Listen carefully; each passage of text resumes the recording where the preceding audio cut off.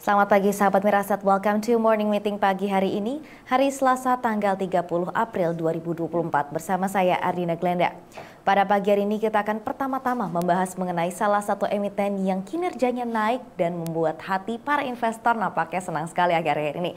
Dari Unilever Indonesia akan kita bahas langsung bersama dengan research analis kita Abian Yunto Harjo. Halo, selamat pagi Abian. Pagi Glenda. Okay. Ya betul, hari ini kita akan membawakan tentang hasil dari first quarter result financial performance untuk Unilever Indonesia.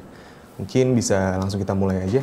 Yes, dan kinerjanya seperti apa nih Abian? Yang tadi saya bilang ya, sepertinya banyak banget nih investor yang ekspektasinya sangat-sangat baik dengan kinerja Unilever kali ini. Betul, jadi untuk hasil dari quarter pertama mungkin bisa ditambah juga untuk dari slide-nya biar lebih mudah.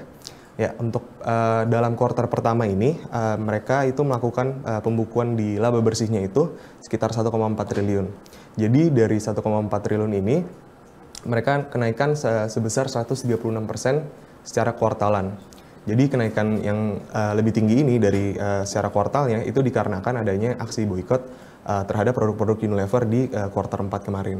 Untuk secara tahunan mereka naik sekitar 3,1%. Kemudian untuk hasil ini mereka inline dengan angka kami dan juga dengan angka konsensus.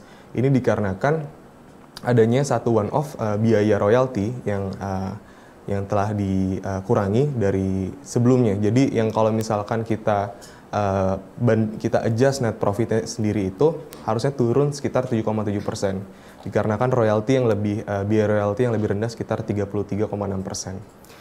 Kita bisa ngelihat untuk pendapatannya juga mereka membukukan sekitar 10 triliun, inline juga dengan ekspektasi kami. Ini didorong dari penjualan yang lebih bagus dibandingkan kuartal sebelumnya yang sudah mulai kembali ke pre-boycott level. Untuk price growth-nya sendiri ini mereka masih mengalami declining sekitar 4,9% dan kemudian untuk volume-nya itu naik sedikit di 0,2%. Baik, kita sudah mendengar quarter on quarter dan bahkan year on year performance-nya juga baik. Nah, kemudian untuk kedepannya sendiri, kira-kira ekspektasi kinerja dari Unilever sendiri bagaimana nih Abian? Jadi dari ekspektasi kita masih cenderung konservatif ya. Kalau misalkan kita bisa lihat juga dari kemarin tuh margin levelnya agak volatil juga di slide selanjutnya. Ya, jadi dengan market share yang masih kembali naik, kemudian juga gross margin level yang sudah membaik dikarenakan bahan bakunya juga sudah pas di tahun lalu turun. Namun kita bisa melihat di awal tahun ini sudah mulai naik nih dari awal Januari hingga sekarang di CPO dan juga di oil price-nya. Nah itu mereka sekitar kontribusi ke raw material prices di total cost-nya itu sekitar 30%. Nah jadi dengan adanya kenaikan di harga bahan baku, kemungkinan kita bisa melihat di-reflect di kuartal 3 dan juga kuartal 4 di tahun ini. Kemudian kita juga melihat adanya spending dari perusahaan terkait advertisement dan juga promotion. Ini untuk mengedukasi masyarakat, kemudian terkait brandnya juga dan juga memberikan diskon juga untuk barang-barangnya itu untuk mengembalikan market share mereka. Kemudian kalau misalnya kita bisa lihat selanjutnya di slide selanjutnya ini adalah beberapa harga komoditas dan juga faktor-faktor eksternal lainnya seperti USD IDR. Jadi dengan adanya USD IDR yang mulai naik juga itu memberikan pressure lebih kepada margin-margin si Unilever. Baik, nah kita ngomongin Unilever atau perusahaan-perusahaan dengan fundamental seperti ini kita nggak mungkin melewatkan yang namanya valuasi. Nah apakah sudah mulai menarik atau gimana nih? Jadi dari kita untuk valuasinya kita tetap maintain di 3.100.